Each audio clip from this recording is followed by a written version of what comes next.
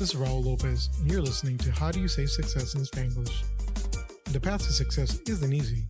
For minorities and people of color, many attempt this journey with little to no guidance. Join me as I sit down with individuals who share their stories of perseverance so that together we can learn how to say success in Spanglish.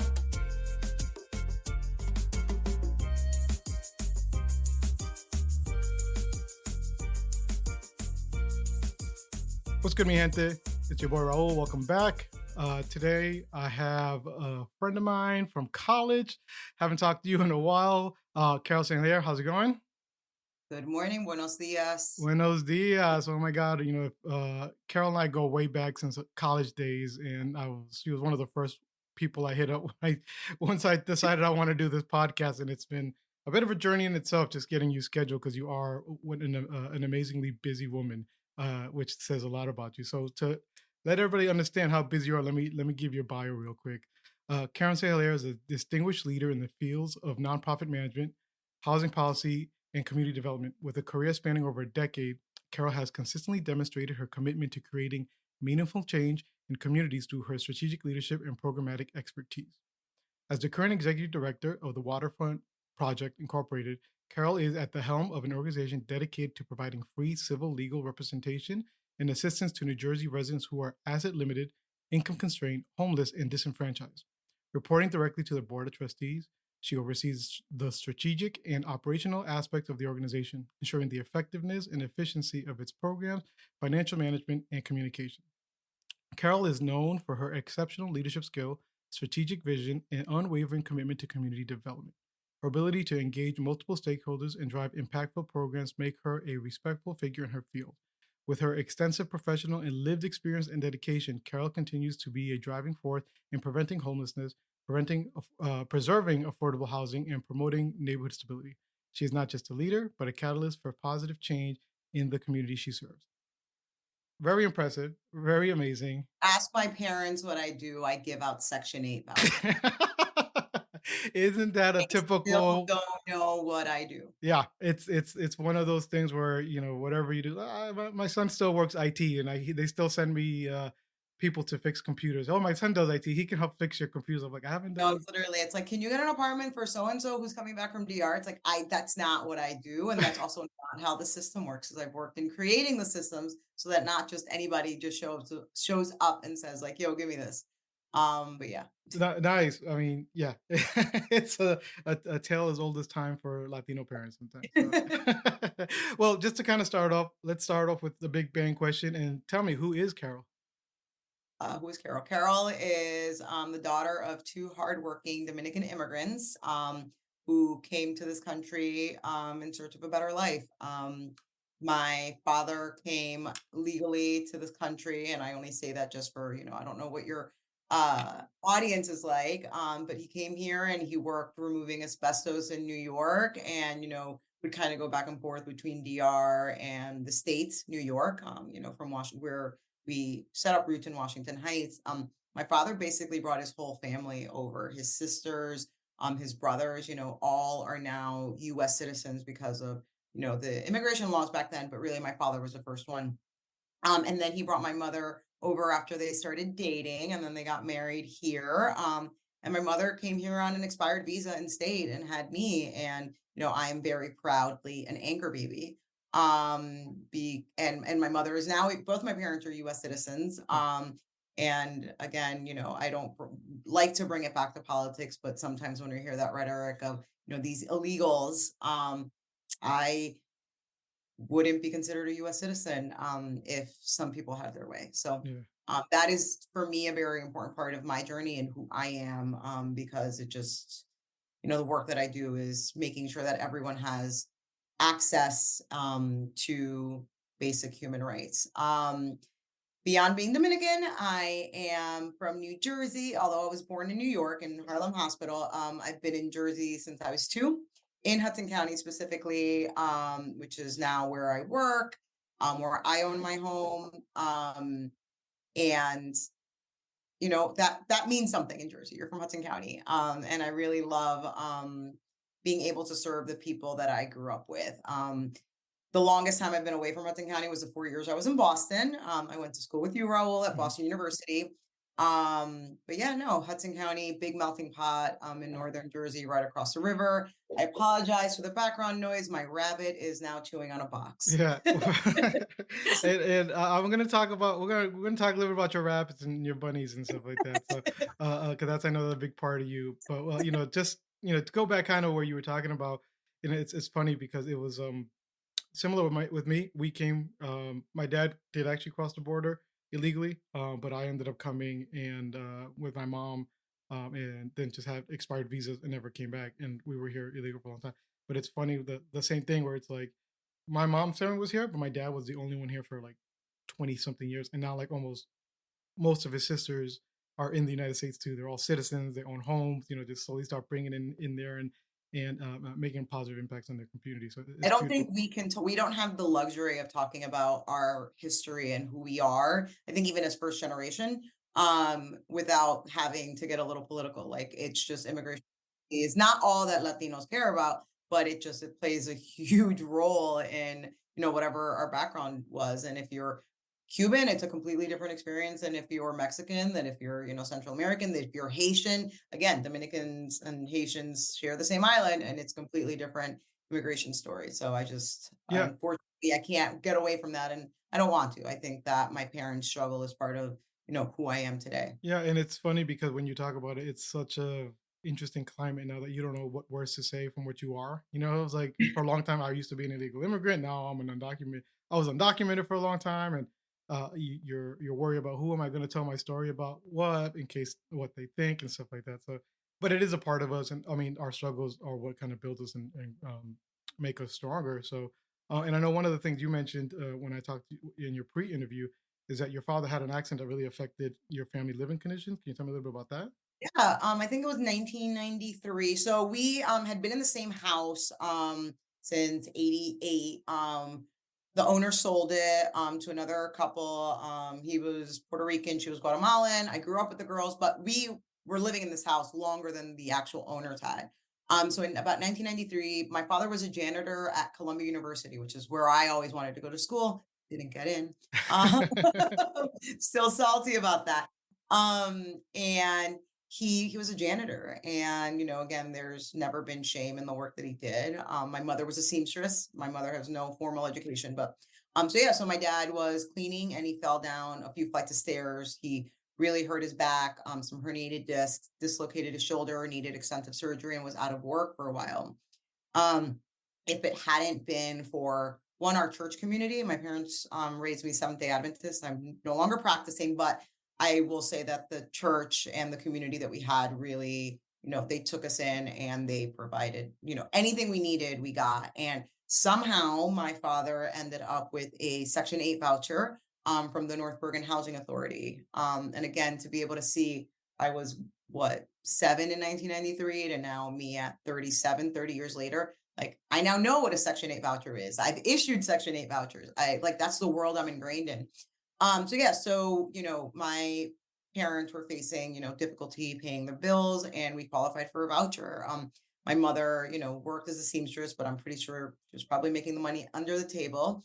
And then my dad lost his job and it took a while for the disability to come in. My parents valued education. They valued Catholic educations because las monjas know how to teach and how to be strict. So even though we weren't practicing Catholics and, basically I go have religion class at the Catholic school with Sister Catherine and everyone else at St. Anthony's of Padua in Union City, or then come home and like be like, that's wrong, that's wrong. And again, whole levels of, trauma and confusion there.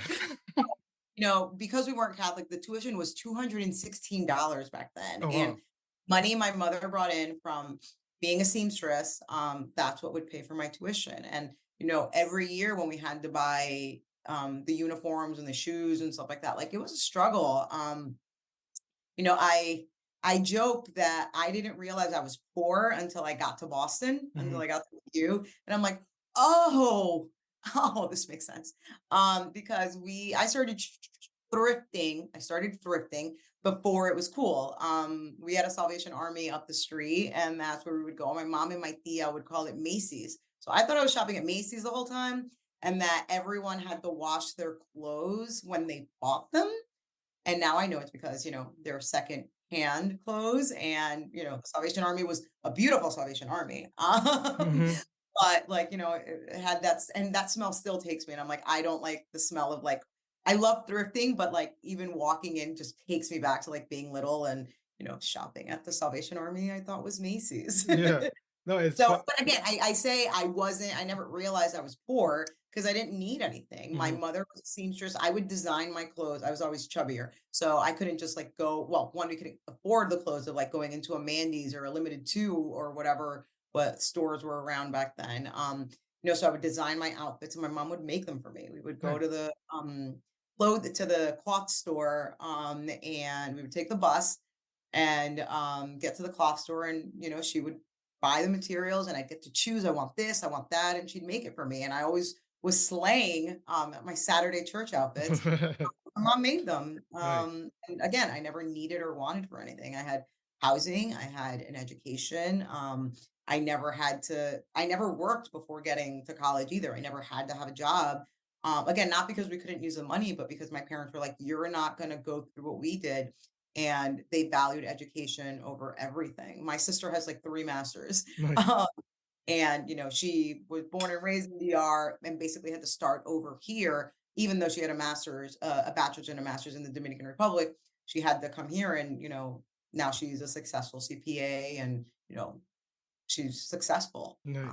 Yeah, it's funny. My parents were the same way. Where when it came to work, I wasn't allowed to work. My dad was very against the idea of work.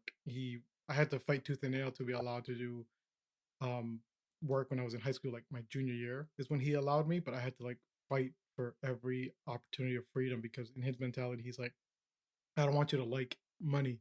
I want you to like education. I want you to get educated. We would go to, he was a truck driver, so, blue collar, and we would go to his job and I'd jump in like truck with him and his coworkers would come, oh, you're going to show him how to drive the truck? He's like, no, I don't want him to like being sitting in front of a truck. Like he was just so scared of that because they work so hard to get you here. It's funny you say that because it's like I come from a long generation of seamstresses. Like my mom, my grandmother. My grandmother had dementia, like she couldn't even speak towards the end. And she would be sitting in a rocking chair and she would grab her house coat and like she would make the hems, ruedos. Like she would still be like doing the movements, like the muscle memory. My mother's been sewing since she was 6. My tias here, that also moved to New Jersey, after my mom moved here, they also I can't sew on a button, and I wonder now, I'm like, why didn't my mom teach me or place value in that? And I wonder if it's the same thing with your dad, that like she didn't want me to even have that skill set because she wanted more for me. And now I wish I knew how to sew. But yeah.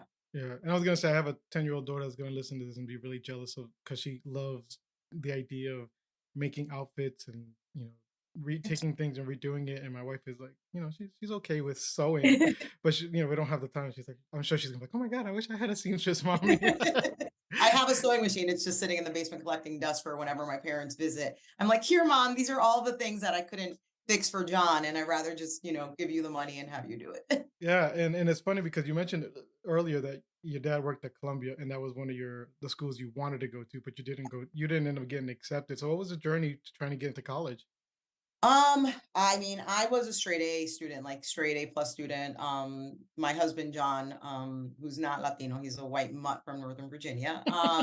He always jokes, he's like, I would have hated you in high school and grammar school, elementary school, because I would be the person that if I didn't get straight A pluses, meaning all hundreds, I'd cry and ask for extra credit. And I think it was just always in me, like, you need to get a scholarship, you need to go to school, you need to go to a good school. So, I always had that drive. First it started at just fear, like, oh my God, I gotta be, my dad's gonna yell at me or, spank me or something. Like again, my generation, you were allowed to spank kids. I'm not promoting physical, but yeah, no, I was terrified.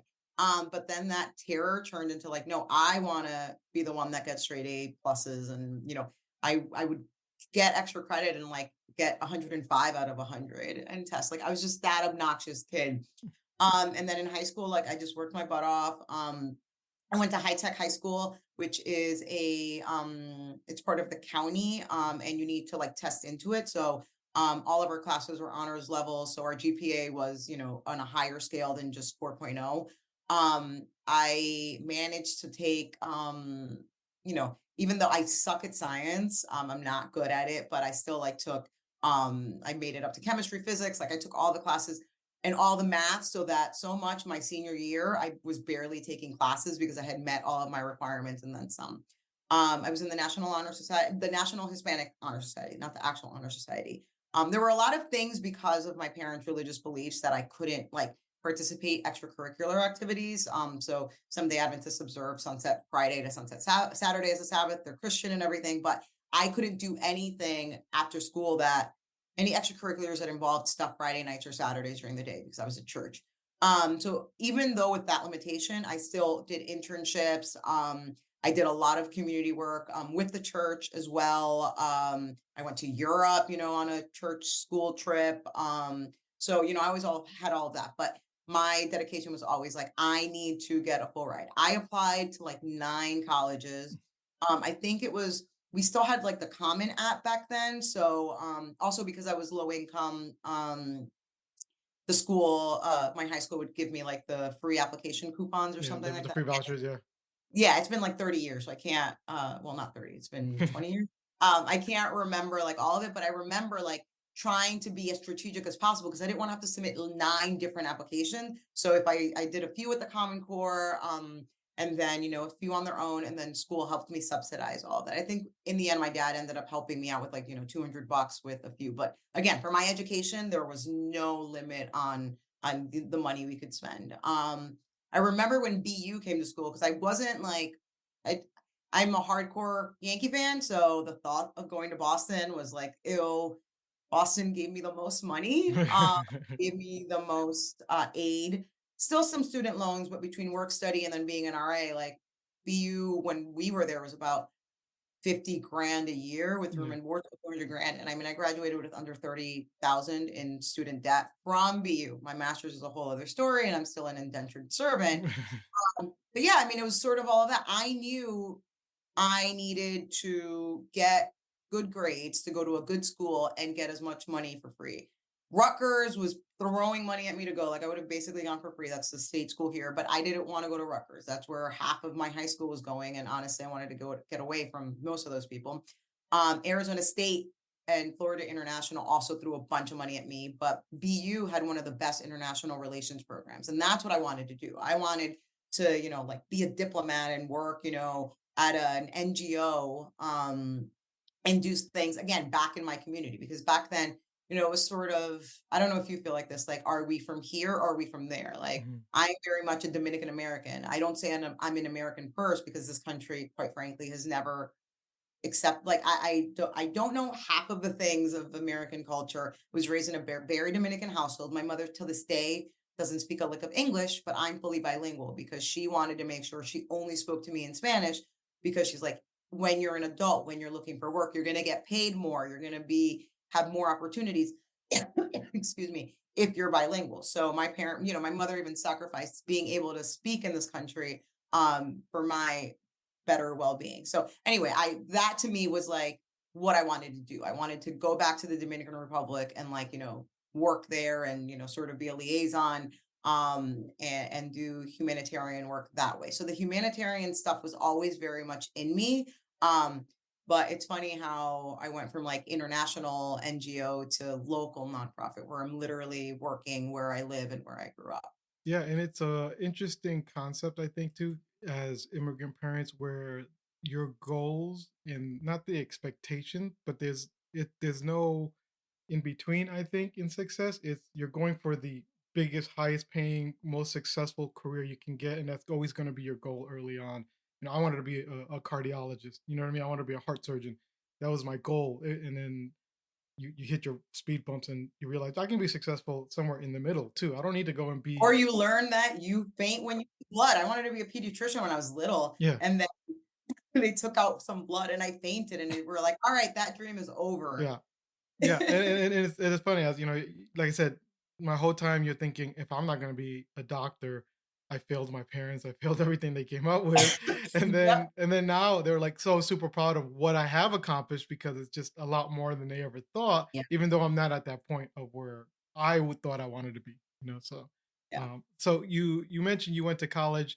at BU and you didn't realize you were poor until you got to BU. So tell me what your experience at BU was like.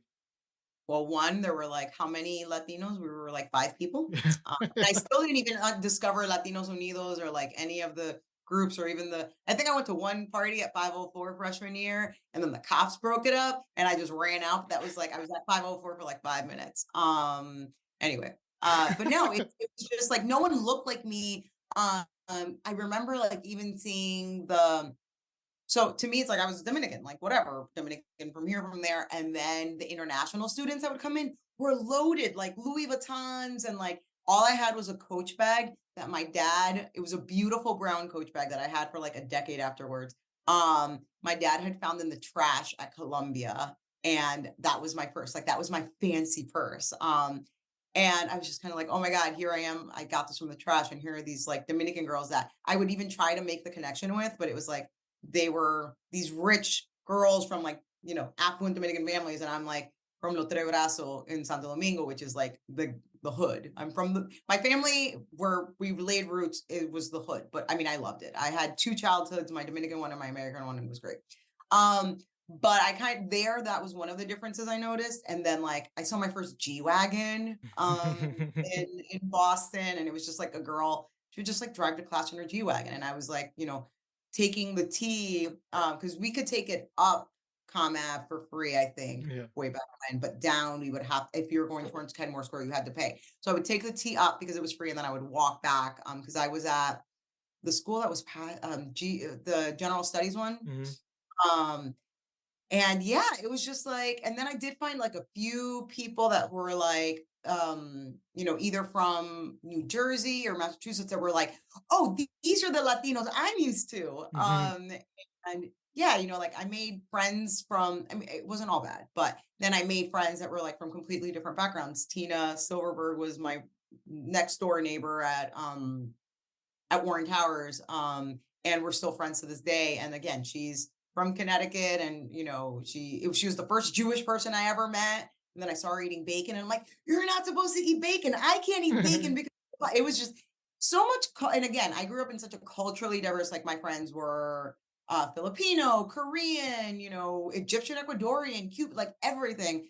But it was again, you were Hudson County white. And when then you go to a place like Boston, which, historically isn't all that mixed, it was just different. And I think that that's part of college, and you find out who you really are when you're, out of your comfort zone. And then I have to say, I was really, really lucky to find all of you guys in the Fiotas and, Raul Fernandez, Raul Lopez, Rigo, like all of you guys. Just the last 2 years of college, I think, is really when I found all of you. And I think like freshman year was rough. Again, the culture shift, missing my family, I had a boyfriend and then we broke up and like all of this stuff. My grade, it was the first time I had gotten a C. Like I was struggling, but then it's like, I kind of had to wake up. Like, if you get another C, you're going to lose your scholarship. And then like you failed. And I had that pressure on me that, all right, you need to get it together, like no more like partying or like not paying attention. And I also had to do work study. I worked at the law library on campus. It was just part of, and I worked there all 4 years. By the end of it, I was making 9, 10 an hour as a manager. And I was Ooh. like, I loved it. But yeah, I think that, and I always encourage anybody that one, if your kid doesn't want to go to college, don't force them, because I speak from experience. Like this is all I ever wanted, and it was hard for me. So if it's a kid that doesn't want it, give them either the time to figure it out, or like, all right, what else can you do? And then two, it's just, it takes a lot of work. And I think for us first generations, there's just so much pressure that you need to succeed. And you need to get good grades because you have scholarships, your parents can afford it. And that was sort of a little bit of a mind F. I'm not going to curse. My Uh, freshman year, I we're got not it we're, together. we're not in church. You can swear here. That's okay. I don't know. I don't know who your demographic is. But then honestly, to me, meeting all of you guys was just it changed my college experience to something so much more positive. And I always said I never joined sororities, but I was a Theotina at heart. I still talk to so many of you guys, and you show up in my adult life. I'm like, how is it I cannot get away from them? I'm almost 40 and I'm still like running, like it's funny, one of my good guy friends, like, we met randomly and it's like a group of us that go together to do like Dominican stuff. And he's like, "Oh yeah, blah blah blah. I'm a fiota." I'm like, "Shut the fuck up." Like I had no idea. But yeah, I just, and then even through you guys, like I remember we went to was it the Dominican American National Roundtable at Yale? Like I rented a car, we all went together, and we stayed at the seediest hotel in New Haven. And like, I honestly, I think there were like even people living in the hotels. It was just like, gross. And we went there and we had the best time, and we were at freaking Yale. Like, Yeah, where else were you going to see this massive group of, brown kids walking around Yale? So, I think college is just such an amazing experience, and BU, even though it was a bumpy start for me, I love it. And anyone I can encourage to go there, it's expensive, but it's a really great school. yeah. It's I think the common theme a lot of the times is finding the community that helps lift you up when you get to college is always a struggle at first because you're used to one thing slightly different.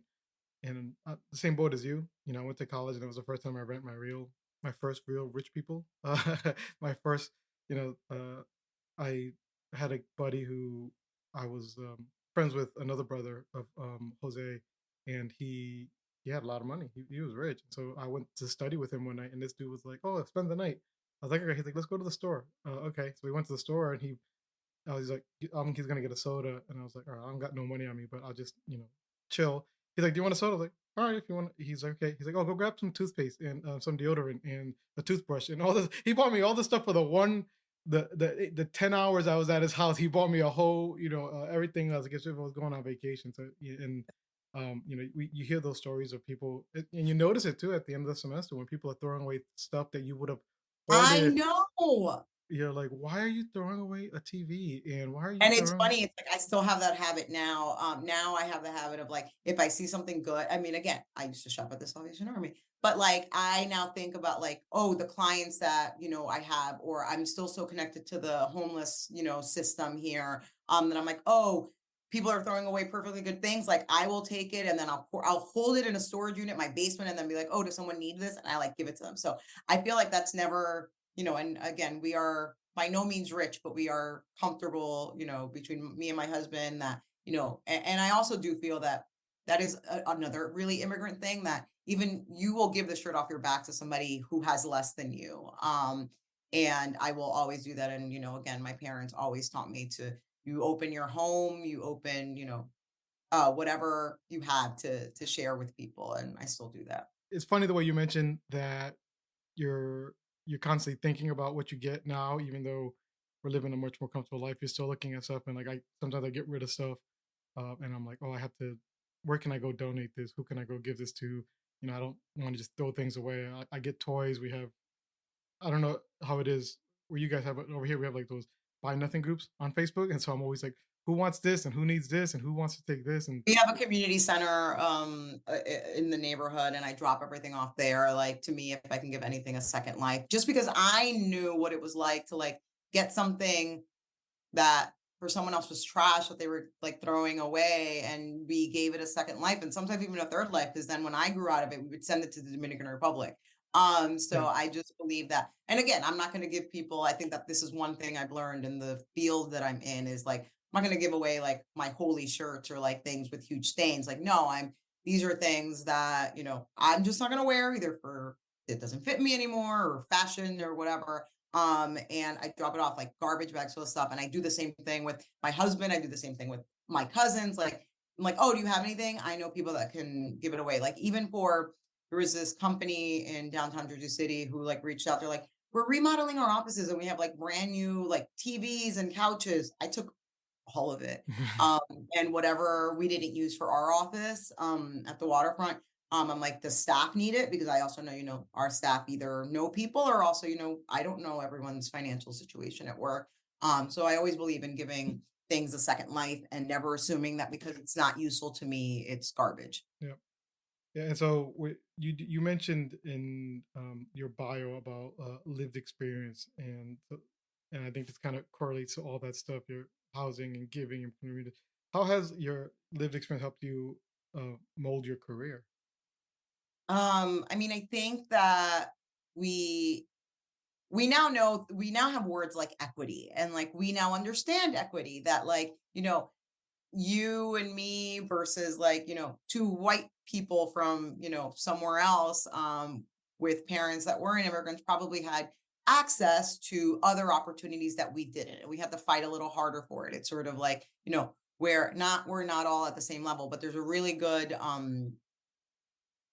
illustration that's like, the fence is at the same level, but someone's, has one stool, and then, the last person has no stool and they can't see over the fence. So that's the way I look at it. And it's not woe me or we're victims of this horrible system. Like, just is what it is. We had to work a little harder. And I use that and my parents' experience and my family's experience to help me create a better world and better systems, for people who are just one paycheck away from homelessness. And I think in the Latino culture, I don't think we really, we do everything in terms of family, like, oh, we all live like together. Even in the apartment we lived in New York, it was my parents, my titi, my Mima Sankia, then my uncle, who would come from DR, to like work for a little bit. Like, I don't know, he probably had a social he would use. I don't know. I don't ask questions. And he would go back and forth. So like my house was always full of people that like probably weren't on the lease. So that's something. And then when we moved to New Jersey, again, we rented, we even had Section 8, but there were people always coming in and out. Like I had one cousin who lived with me through all of fourth grade. She would go to school with me during the week and then go to the Bronx to be with her parents. I don't remember why, but I think that all of that helps me understand the people that come to me or the organizations I work for help. For the federal government, if you are doubled up, you're not considered homeless. So if you're not on the lease, but you're basically, Raul is letting me stay with him for 3 months, Raul can change his mind tomorrow and kick me out and I'm homeless.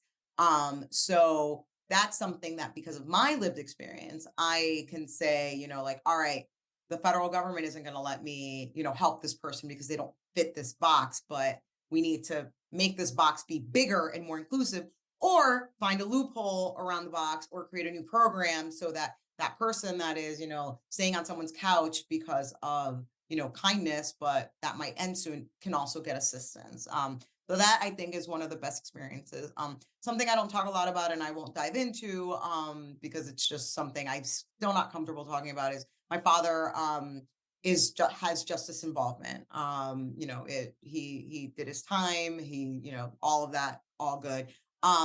But so much of the assistance we have these days, most people with a justice background, aren't going to be eligible for it. And Mhm. here I was, how my father got a Section 8 voucher for us, I still don't understand it. And people make mistakes. And, also our people of lower income don't have access to attorneys and things like that. So being able to understand that a mistake one person made many, many years ago, shouldn't affect their ability to access housing or services, food stamps, etc.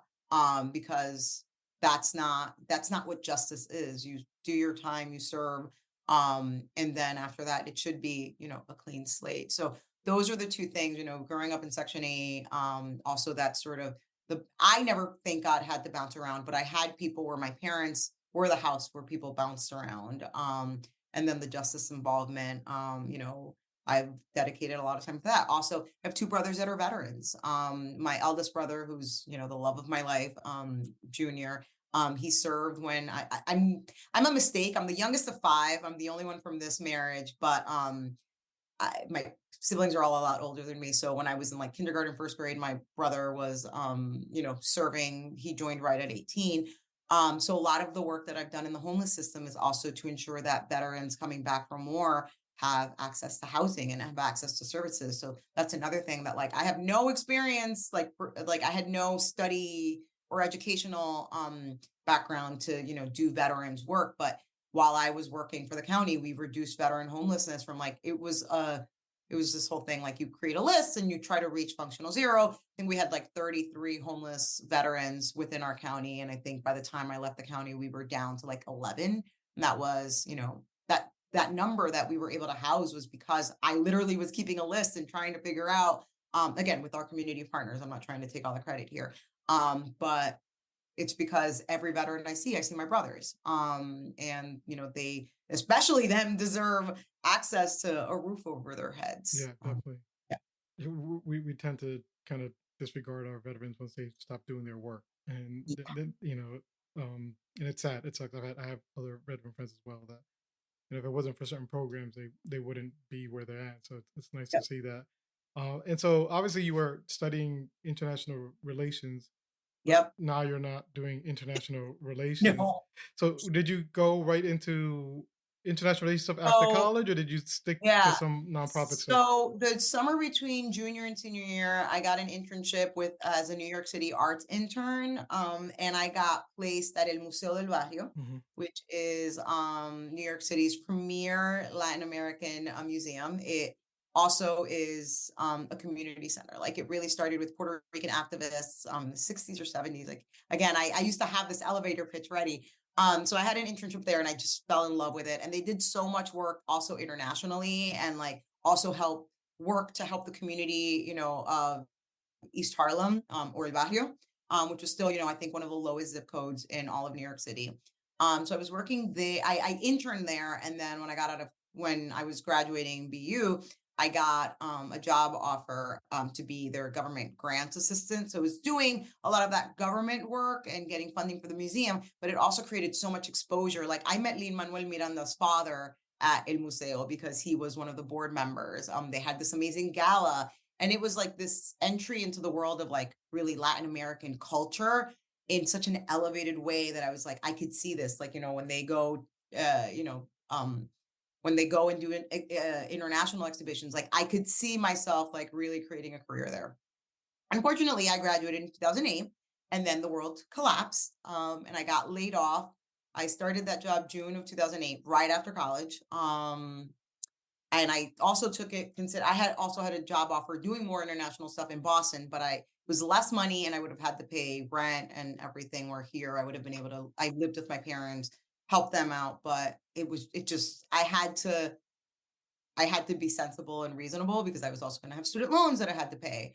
So I took the better paying job, also where my heart was. Like, I knew El Museo, I knew the people there, all of that. So anyway, I moved out to my first apartment July 1st of 2009. And on like July 27th, right before that Fiota gala that happened at BU, Yeah. there Mhm. were, you guys were all just, I was like trying not to sob. And I'm like, I'm poor, I'm laid off. And you all bought me drinks. You all took care of me. And like it was honestly, I was like, imagine again, all of the hopes and expectations your parents have. I didn't even tell my parents I'd gotten laid off. And I totally understand why it happened, but now I had rent to pay. My savings had gone to my security deposit to, furniture. And now I have no job. I couldn't tell my parents till after I got back from Boston. And they did it the day before I was supposed to leave. So they're like, here's your box. So then I like went home to cry and pack to then go to Boston and see all of you. Anyway, yeah, so that sucked. But I mean, I learned so much. Like I knew I was a registered lobbyist there. I had sort of, developed the skills of like, this is how you ask for money. This is how you do a budget. This is how you do New York City government forms. So after a few months of like, either I went to Arizona to be with my sister for a little bit. I did a few like temp jobs. And then I interviewed at Common Ground, now known as Breaking Ground, who is one of the largest supportive housing providers and developers in the country at the time. And I applied for like a housing operations assistant, something like that. And part of the job was going to be to help the government grants manager that was going on maternity leave. And because I knew how to, I think I said, oh, I plan my vacations in Excel. And it was just like, you have the skill set, you're a nerd, like you're perfect. And I got into it like literally just because I knew how to do New York City Vendex forms, which is like how you get funding from the city. And because I was a whiz at Excel because I taught myself that. And I got that job and I fell in love with housing. The impact you have on people's lives, the connection to federal policy, local policy, I grew from there. I went from, an assistant to a quality assurance analyst to then the government grants manager for a multi-million dollar agency. Like I was sitting there with the CFO and like all of the VPs, going over the budgets and people's salaries and like, helping with audits. Like I didn't know what an audit was before. I'd never filed taxes. My parents never filed taxes. They were poor, never filed taxes. Um, until after, I got a real job. And then I'm like, oh, I have to do this. Um, but yeah, it just sort of, and then I decided to get my master's. Again, I couldn't afford to stop working and do the master's in 2 years. So it took me 3 years and I would work full time and then go to school at night. And even I still had to do client work. So, I have to use my PTO and luckily breaking ground because of the work I was trying to do. I was getting my master's in urban policy, focusing on housing. They were really flexible in letting me like, oh, you have a meeting with this city agency to talk about housing or XYZ. So sometimes they wouldn't make me have to take time off. So it was great, but I mean, it was a lot of work. And in the middle of all of that, Hurricane Sandy happened and I was homeless for 3 months. Oh no. Basically our apartment, my husband and I were dating, but living together. And our building was like, we got evacuated by the National Guard and they're like, you can't live here. So by that point we had two rabbits. And John, me and our two rabbits went from my tia's house that had no power to then a hotel that, because I had renter's insurance, we could stay there for 2 weeks, smuggled in my rabbits. Then we went, lived in our friend's basement for like a month while I was in the middle of midterms, plus had just been promoted to the government grants job. And then by the time I was at finals, I was at our other friend's house, house sitting for them because they were out of the country. And then finally in the new year, like January 2013, we were able to move back in. So despite all that, I got my master's. And I would say I left breaking ground because again, I'm younger, I'm also a woman. We know sexism and ageism exists. And again, this is no knock to breaking ground. It was just like sort of there was a man doing the job that I was doing before. And I'm like, oh, well, I know what he makes. I want to make $75,000. They're like, you're not going to make $75,000. I'm like, okay. So I applied for another job and that's how I got in the county. And guess what I was making? Congratulations. $75,000. And I was working at home in my community.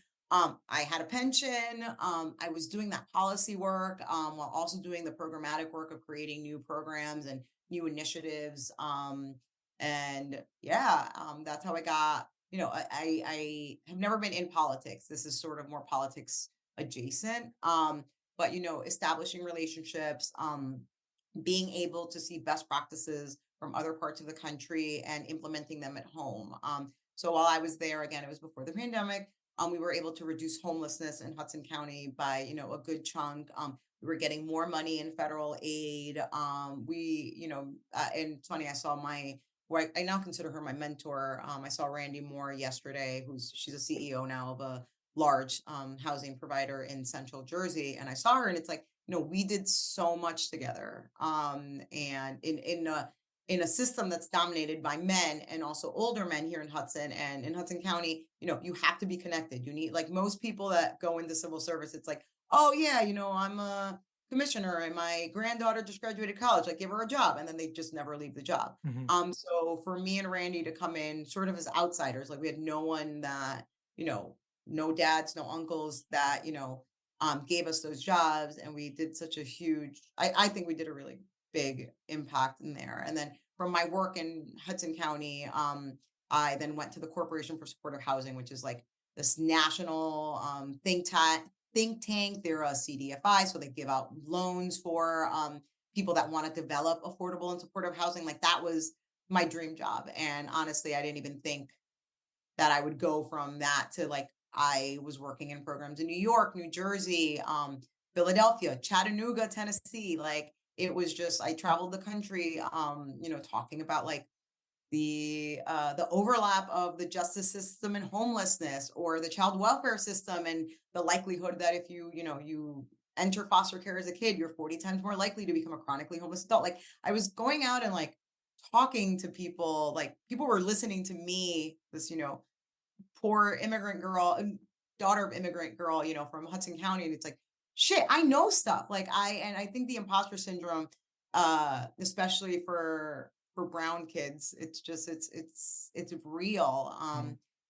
And then someone asked me to be a CEO of a nonprofit, and now I'm, and that was wild because I started right before the pandemic, and there I was a landlord, and I was there I was giving out Section 8 vouchers. But I mean, it's not just like you give them out; it's there are waiting lists, and you manage staff, and for 3 years, if it rained, I had to make sure, like, did anyone's power go out? Did any, like, there were just so many things. And I kind of got thrown into this nonprofit management. I had all of the building blocks, but still when I told my parents, I'm like, I got this job and I'm a boss, they were just like, even they couldn't believe it. Mhm. And again, I'm not very like from the top down in terms of hierarchy, like we're all equals, but I'm not going to lie, it felt really nice to have that title. And now being the executive director of the Waterfront project is just, I couldn't have, again, I was there when they started. I was at the county when they sort of started, and they were three like volunteers working out of a church basement. And now I oversee a staff of 30 attorneys. Like, I'm not an attorney and I'm your managing attorney. So, you know, but the work, that the progression of my career, I feel like I've just been building and building and learning more and more skills. And I think part of even being an effective leader is knowing that you're part of a team and you don't have all of the answers. So I know I'm not perfect and I still have so much more to learn, but I am just so thankful to the people that gave me the opportunities. And also I'm thankful for my parents because they really instilled this work ethic in me that, like, I mean, scheduling this Yeah. recording took months. Mhm. And it's just, I'm always going because on top of working, I volunteer, I'm on boards. I need to stop doing so much, but I don't think I know Yeah. how. It's first of all, when you talked about the whole idea of being a boss and you still don't know everything and you get the imposter syndrome. It's very true, and I think one of the things I learned just from my career long, is that not everybody knows everything they're doing. You're always going to learn along the way. The CEO of a company doesn't go day one knowing exactly how to run a company. It takes a few bumps and whatever, and it's all learning. And they're making millions of dollars a year. You know what I mean? Figuring it out along the way, and we have to kind of tell ourselves that we'll figure, as long as we're open to figuring it out along the way, we'll get there. And if we work hard for it, we'll get there as well. So don't tell yourself no. Don't apply to that job because I don't have the experience. Don't tell yourself. It's funny. I tell the women in my life, I'm like, because I think there's a study that shows that men, no offense to you as a man, that men are more likely to see a job description, even if they don't meet any of the requirements they're going to apply, and a woman is much less likely to do that. But tell even the women that and I have a very diverse staff, even my friends, the women that I supervise, I'm like, have the audacity of a mediocre white man because they're going to apply for the position, even if they don't qualify, and you probably meet all the qualifications except one. Apply for it. Like, just go for it. Again, for even when I was applying for, when it was a year ago that I was interviewing for this executive director position, and I'm like, I'm not an attorney. Like, I don't know. Like, my husband's an attorney, so I know how to manage them. But manage, yeah.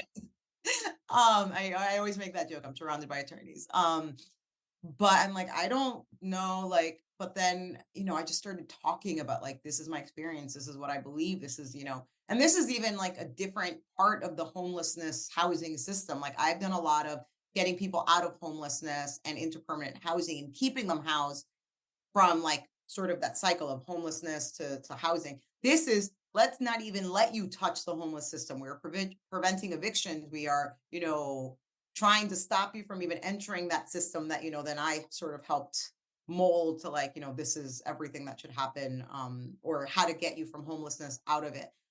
So, it was a lot of that. Like, I still don't understand what half of the acronyms the attorneys throw at me are. And I'm like, I join all of the meetings and I'm like, what does that mean? What is WRO? Oh, warrant of removal. Like, I don't know how the courts work, but I'm learning along the way, and I think that that's been, just so much fun, and eye opening to really, be able to understand. Because if this is me with a master's not understanding the eviction process, imagine the person actually going through the eviction. And I think that that's the lived experience that I can bring to it. Is I don't know. I'm not an attorney.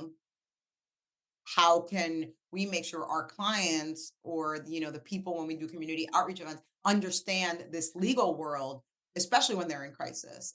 So I think that you should always and very transparent, like always just be who you are everywhere, because if I'm going to be pretending to be this like very stiff executive director, like no, I'm cheeky. I have friendships with the people I supervise, and I've learned from previous bosses that might not have been great how to be a good leader. And I do think that anyone who's worked for me can or worked with me, I don't even like saying work for me, worked with me knows that that's how I lead.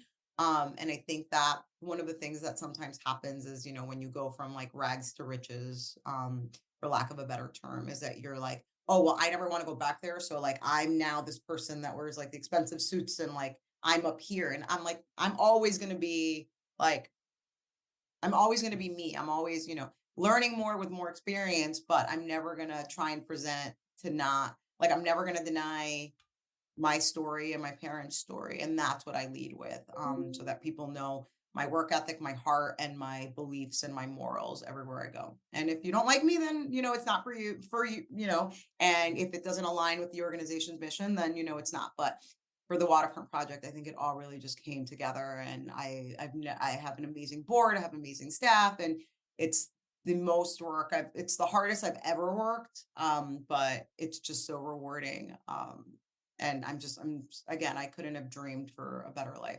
Yeah, and I have a whole episode about being authentic in the workplace, and I think it's one of those situations where you're always striving on trying to keep that balance between work person and real person. And then as you become more successful and feel more comfortable in your career, you're more open to expanding I don't think I'd be able to do this podcast and be open about my career, my life publicly, and not fear what would my job think if I did something 15 years ago, 10 years ago, but now I'm like my work speaks for itself. And I think that's also even with like the people that are in power are people that have probably been there for 30 years as well. I'll say that with a previous, supervisor. And, I know that they came from, a much older and probably, I don't want to say like machista, but it's just more of like, I'm the boss and this is how I do things. And it's like, here I come in, like, I'm Carol, like, I can't, I have no poker face. Like, if the way and it's something I work on to like, obviously, like, when I'm having HR conversations, I have to really, I'm like, I'm Switzerland, I'm neutral. I need Mhm. to just like put down the facts. But, it's sort of like I'm going to go anywhere and I'm going to try and create change. I'm going to push back on the system that has been created and has been, in place for a while. And I'm going to be creative. And if the program fails or the project fails, that's fine. But I think, and again, I think this also goes back to like the male, the patriarchal society that we're all from as Latinos, is that, oh my God, my boss is mad at me. Like, I'm going to get in trouble. Like, oh my God, this is so bad. And I sometimes have to remove myself to be like, yeah, something happened and it's not great, but like, you're not going to yell at me or like make me feel less than because of this. Because if we don't try and change and sometimes fail, then what are we doing? We're not growing, and you're not growing an organization. So that's really how I come in. But I come in first, I learn everything. Like, what is happening? Why is it happening? I try to understand everything. Like the first few months at this job, I met within the first 8 business days, I met with every single staff and I'm like, what do you do? What do you want to do? If I had $1 million magically appear on my lap, what would you want me to do with it? I'm not chasing money. I want it to be work that you want to do. Then after that, I joined every meeting. Like any meeting, like intake, the attorney's meeting, the housing counselors meetings. I needed to know every single part. And I also needed to meet the staff. Like we're hybrid. The post pandemic world is very different, where before everyone was just together 5 days a week, 8 hours, at least 8 hours a day. So I think being able to be flexible as a leader and learning from the people below you, from entry level to, your CFO or your COO, that's how you learn and that's how you become a good leader, and not being scared to fail. And I think that that's one of the things my board now really offers me, is like I can talk to them and be like, I'm scared of XYZ, like I'm worried or we didn't get this grant, I feel bad. But it's like, okay, cool, like what are we going to do next? Yeah. And I think that that's so important for this new generation of leaders, our generation, and then the Gen Zers behind us. Yeah, it's a I always bring up the whole Batman quote, you know, like, why do we why do we fall? So we learn how to get back up, you know, from Batman. So I repeat all the time, like, it's okay, you're gonna mess up. We're all gonna mess up, and we just got to get better from it. So, um, well, let's you know, it looks like and it sounds like being a boss is hard. I think that's what you're telling me. So what you know, you're just scheduling this. We talked about it. You know, I'm sure it takes up a lot of time, a lot of space. You know what I mean? How do you keep your head afloat with everything? What keeps you I motivated? ask for help. I'm really like in that sense, I don't have an ego. Like again, even you were reading my bio at the beginning, like I laugh. I'm like, I know I have to do these things, but it's like I'm just Carol and I care about housing. But I have a really great support system. I have a housing director and a legal director, Lizette and Kayla, who are just amazing. And again, I keep saying my board, just the support system and being okay to be vulnerable. Again, I'm not saying I'm running around the office crying, but there are days that are harder than others, and there are things that come up, and you have so many responsibilities. And I really do have a great support system within the office. Then, I mean, again, my husband, my family. I live around the corner from my favorite aunt, and my tia, and sometimes I just go over there and I just have a cup of coffee with her, and like we talk about other stuff. I said earlier, my rabbit was chewing. I also rescue, which is it's full job on top of what I do. Yeah, I rescue animals, rabbits, dogs, cats. Most of the cats I've literally just picked up off the street. But me and my husband do that together. I foster for countless rescues here in New Jersey and in New York. And while it's more work and I'm covered in fur and hair and have to use an asthma pump all the time because I'm allergic, it really just it's what grounds me. If it were up to me, I would be running an organization that ended homelessness for humans and animals, because that's really like the Venn diagram of Carol. That's it. Mhm. Um, You got to incorporate both, where the homeless person gets a I mean, pet. and I am trying. So I mean, I'm on the board of my dog is my home, which Welcome is to an your apartment, and here's your pet. That's honestly what I'm trying to do. Actually, I've submitted 2 applications, one got denied, for private funding to do emotional support animal clinics. So people that, are tenants in units and their landlords like, "You can have pets." They can't say no to a service dog, or service animal. So, I wanna do this, like, know your rights session so that people can come in and, like, either they're looking for an apartment or a veteran that, has PTSD and wants to have a dog but doesn't know the paperwork. My attorneys and my housing counselors can help them through it. So, Mm, fingers crossed, if anyone's looking to fund anything, I could do it with, like, 50 grand, okay, let me check and my help, like, a wallet. lot of people do that. So, but this is part of it. That's the hustle. If Uh, everybody sends in $1, it will get you there. yeah, no, it's just like every little bit helps a nonprofit. Mhm, We hustle hard. But yeah, no, but I rescue, where I'm in my office right now, which is also Penelope's room. Penelope is, the youngest rabbit we have. And yeah, that's sort of what keeps me grounded and keeps, my head up from water when I'm having a rough day. I come and just, cuddle my puppy or cuddle my rabbits, or the cats. And then I also have just an amazing group of friends, all of diverse backgrounds. And we talk about we have conversations about imposter syndrome. We talk about creating generational wealth. Like I don't have children and that's not part of my plan, but I have nieces and nephews and everything I do, like every property that my husband and I buy, I'm like, this is for them. Like, this is the generational wealth I'm leaving for my nieces and nephews who mean the world to me. Um, and I want them to work hard, but I also want them to maybe have a little more freedom than I had to like choose their path. Not saying, I mean, it would kill me if any of them was like, I want to be an influencer. I'd be like, stop. Not that there's anything wrong with being an influencer, but again, I feel like culturally, I'm like, no, you have to do something mhm. other than, put on makeup on the internet. But I want them to like if they ever need help, they can come to me and they know that they're gonna get it. And, if it's, oh, I want to go to college, but I don't want to take out loans, like, please don't take out the loans. My master's I'm still paying it off. I'm gonna get, God willing, the student loans get forgiven in another like 15 months because I've been doing public service.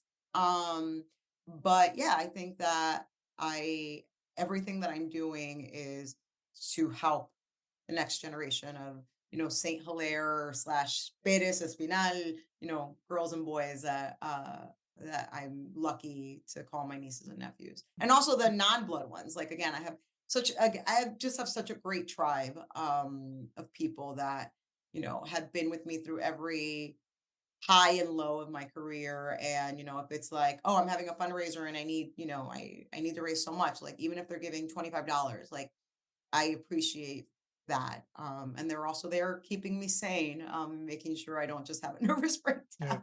and it's funny too because when you talk about the conversations you have with your friends and you guys talk about imposter syndrome and stuff like that, and it's you know, I think one of the big things for me when I left where I was from in Rhode Island and went to college, and then I was in my fraternity with the fraternity brothers, and the conversations we have, and I would tell people it's like it's different. I go back home and we're talking about who's Biggie or Tupac, and then we come here and we're talking about what's affecting the Latino community and what's affecting our people, and then you start surrounding yourself around people who have different mindsets of different things that opens up your mentality and keeps you thinking and working through some of those things. Like even now, same thing.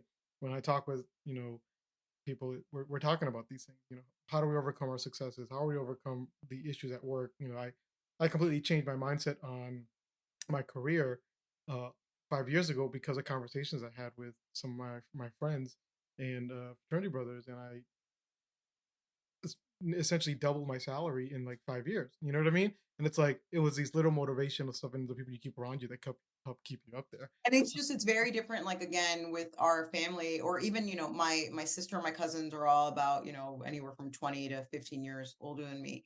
And like they stay either in the same job or the same field because that was stability. Like that's like even now, like I've made a few like changes in my career, and my mother will be like, "You're changing jobs again," and it's like, no, you don't understand. Like I'm going from, like, I went from, again, being a government contracts manager for one organization to leading a homeless system in Hudson County to then, all of this stuff. And it's scary sometimes to, it's not scary, it's just like I know I'm going to get judged by, like, by older generations of like, oh, well, why are you changing jobs so much? And it's like, it's not, I don't believe in staying somewhere for 30 years. Yeah. It's not, because I've seen what happens when someone stays in the same position for 30 years. Hmm. And I think you lose a little bit of that leadership, and you're not going to allow the new generations to do that. I also don't want to work till I'm 70. Like I joke with my husband, I'm like, you got till 50 to figure it out, and make it big, because I want my animal sanctuary. I want my farm, and that's what I want to focus my Nice, nice. time on. But I think having those conversations with my friends where it's like, are we making lateral moves? Like, oh, okay, you're gonna make more money here, but the title is lower. Like these are conversations to have that people even slightly older than us aren't gonna understand, because it was indoctrinated in them. Like the longer you stay somewhere, the less movement. Like just get your salary and go home. And I think now those boundaries of work-life balance are a little different, and I think we all want more too. Hmm. I don't. Yeah, and it's true because you think about I think about that all the time. Like I think about what am I going to learn in this next job that's going to help me move up to the next job within 2 to 3 years, and either I'm And it's gonna. like I say now here, I actually saw one of my board members at this conference yesterday. And I'm like I was talking about blah blah blah, and I'm like, oh, this is what I would love to do. I'm like, but please know, like I want to stay at the Waterfront project. Like if I could stay here for 5, 10 years, like again, everything else permitting, but like I can see this is the first place where I'm like I could see a 5 year plan, a 10 year plan to like Mhm. really make it great. But then eventually, I'm preparing and mentoring the next generation of people to lead the Waterfront Yeah. project. Like I have this one amazing employee, and I still have no idea how old she is. I'm pretty sure she's young, about a decade younger than I am. And I'm like, I see that she could be the next me. And not saying like, oh, being me is great, but it's like, starting now to teach her what it takes to be a manager of a nonprofit, and also saying like, hey, go take this class. Like it's part of your professional development. Like learn beyond what it is you're doing, and going to conferences and networking. Like no one taught us how to network. We just kind of got thrown into it, or it'd be like, oh, it's a Latin party, and then people like show up with business cards, and then it's just kind of like more of a party than the networking. But Yeah. now it's like it's just part of what you have to do. And I rather set up the younger generation to like, no, this is why it's important. Like, oh my God, yeah, you're hearing a bunch of old people talk on stage about something. But stay till the end, because you don't know who you're gonna run into in the hallway. that has a $30,000 grant they want to give you. Yeah, exactly. No, and it's all good advice. So, generally, usually about this time is when I come around. I ask a question I like to ask everyone. You know, if you could go back in time and talk to younger Carol and give her some advice, what's something you tell yourself? Not put so much pressure on myself. I can go back and look and I'm like, "Oh my god, I was such an anxious kid." But again, or at least my parents didn't believe in therapy or any of that stuff back then. And again, it was just like you just had to be greater than them, and you needed to give them something to be proud of.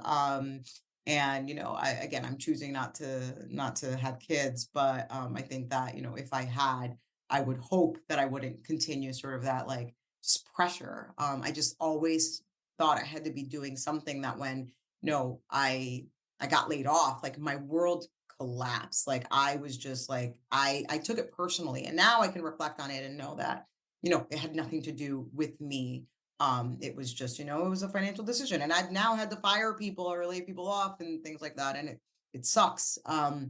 But also to just take more chances. I'm not a spontaneous person by any means, and I think it's because I've always had to be in control, because it's like I had these goals.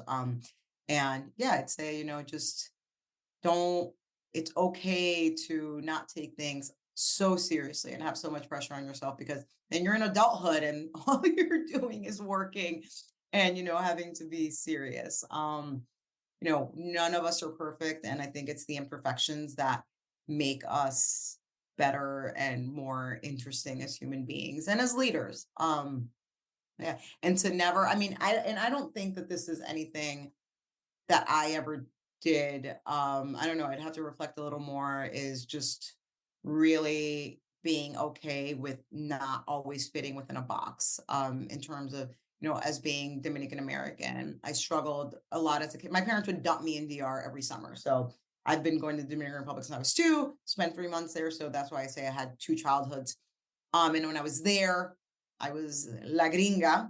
And then when I was here, I wasn't, no one here would call me a gringa. So I think that being able to be okay with the fact that I wasn't from there and I wasn't from here, versus having it cause a little bit more of an identity crisis, which I'm sure, again, I'm not special in that. I think we all had it. But I think that those would be the things, like, just be like, I'm from both places. And if anything, that makes me cool. Yeah. You're from one place, you suck. Yeah, definitely, definitely. It's I trust me. We were. I remember being in Peru as well. Sometimes I'm like, no, el gringo está adelante. And I sit in front of the taxi. It's like, the taxi driver try to screw us over on the pricing to get somewhere. He's like, no, the Peruvian's back here. That guy in the front's American. I'm like, well, Peruvian too, but Yeah. but yeah, no. And then I guess the last thing I want to talk about is um that article about your bunny house. Uh, We in 2015, April 2015, we bought this house in Jersey City. It was a two-family. It wasn't Our hope was we were going to always rent the top floor, which is where I am right now. And we were going to build down because, it was only like a two-bedroom. The kitchen was small, like our unit. And you always have to have a place for your parents to come stay, or your cousins, so I've never seen a house and been like, oh, it's just for me and John and all of our animals. We need the guest room at least. So we were going to build down, and our basement kept flooding. So we're like, all right, scratch that. We're going to have to just convert the house to a one family. So after renting for 2 years and saving some money, we were able to convert it, and we were working, with, a construction company, and, like, this huge design firm. And someone from the New York Post was like was talking to them about, like, oh, what are things we should feature? They're like, well, we're working on this project and they have bunnies and there's bunny wallpaper. And then the New York Post showed up at my house and did an article on the bunny mansion, except they were more interested in the rabbits than they were on, like, even the house or me and John. So Jelly, who's no longer with us, and Hoyt, who is 11 and a half now, made their modeling debut. They didn't want any of the cats, or at that point we had Gidget, a Chihuahua. They didn't want any of them in the shot. It was literally like styling a photo shoot for the rabbits. And then it's funny, during the pandemic, I was fostering a rabbit and someone came in and she's like, "Oh, this doesn't look like the photo shoot at all." And I'm like, "Yes, they set up a teepee tent for the rabbits are free range, like, they're not like, there's hay and they use litter boxes, but there's poop, and, like, I also have cats, and also it's a pandemic, like, chill." Um, so that was really funny when someone's like, "Oh, it's not." I'm like, "No, like, I look like a crazy person half the time. The house is a mess because I rescued 50 animals." So yeah, so that was, it was really great. I wish it hadn't been the New York Post, but it was. But I can say I was in the New York Post not for being arrested, not for a scandal, but because of my bunnies. Nice. Yeah, I remember that coming out. I was like, "Whoa, that's a lot of bunny stuff." That was awesome. So, Yeah. No, yeah, we only have 2 bunnies left right now. We have 5 cats of our own. I'm fostering 1, and then we have 2 dogs. We have nice, 1 Chihuahua mix, and then Owen, a baby Chihuahua we rescued in July. nice. Well, Yeah. well, if you ever decide to come to Connecticut, a lot of these houses have a lot of space. So you can Well, definitely now set we up a have our lot of. shore house that, we're gonna be redoing, and that's good. So this is the Bunny Mansion in JC, and in, down the Jersey Shore, it's gonna be the Conejo compound because Nice. we're gonna be able to rehab the main house and build a casita next to it. Hmm. So I'm really excited about that and designing that, and that's where my creativity, like, comes in. Like, again, I said I used to, like, design A little, my own outfits for my mom to make, and now I love interior design and doing all of that, and then just making it me. Like, yeah, there's gonna be cat wallpaper and rabbit wallpaper, and it's my yeah, little sprinkle of Carol on the little, everything. the little. I blame my parents for not letting me have pets growing up. We had 2 pets, and now I'm like, "Haha, it's my house. You can't tell me how many animals to Yeah, have." exactly. Yeah. Uh-huh. What's it called? Right. You're gonna do the little conejo hacienda in the beach, and then start doing a little farm somewhere. And so yeah, that's awesome. And that's cool. I mean, it's nice to and I think one of the things when you feel that you've made it is that you have the luxury of being able to make things your own, and you know you're not just living somewhere, you're making something your home. And so it's great. It's good I to think see. it's also, like, again, when my mother thinks I'm insane. She's like, everything should be white, and I'm like, that's not me. And then when we bought the second house, we actually they had kind of heard, like, my aunt say, like, something, "Oh, are you gonna stay down the shore?" And my mom's like, "What do you mean, what, where?" And I'm like, so I had John drive them down, and my mom's like, "Where are we?" I wasn't with them. I was gonna meet them after work. She's like, "Where are we going? We've been driving for 45 minutes. Like, where is John taking us?" And then we get to the house, and instead of saying, like, "What, my daughter now owns 2 houses. Why do you need 2 houses?" And I'm like, "Mother, what you say is congratulations, Yeah, yeah. and I'm proud of you." And she's just like, "Well, yeah, but, like, why do you need?" I'm That like, that was my dad every time something, like, he's always been proud of me, but the first instinct is, "Why? Oh, why do you need such a big house? Why do you need to go to a house in such an expensive area? Why do you need to do this? Why do you need to do that?" Because he doesn't want you to yeah, spend frugally, yeah, frivolously, and lose your money, and then you're shit out of luck because they've always been conservative with their finances yeah, and stuff. And then I buy the house, and he's like, "Oh my god, this house is amazing.